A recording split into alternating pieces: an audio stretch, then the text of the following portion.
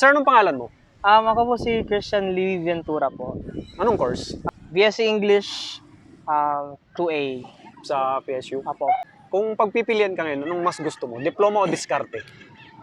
As an educator, as an education student, for me po, mas priority po namin, personally speaking, mas priority ko po ang diploma as of now.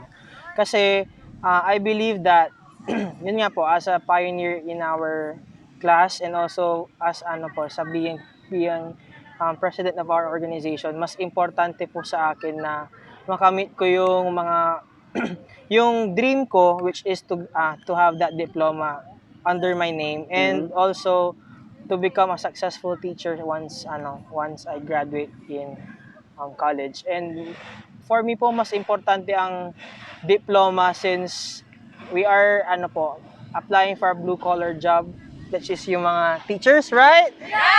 Okay, yan. Tapos mas makakapag-focus kami towards our goals po.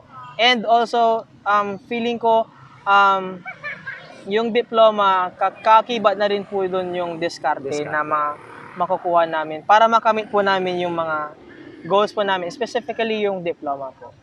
Yan. Ayaw mo ng backer? Backers. I believe that there's no shortcut for success. Yeah. Yun po yung parang mantra ko po na you should go step by step. Yun. And yung mga problema na kinakaharap natin ngayon should be our stepping stone for us to be able to get our yung mga goals po namin. Di ba? Tama? Yeah! Yun po. Shout out po sa Association of Future English Teachers. Hello po!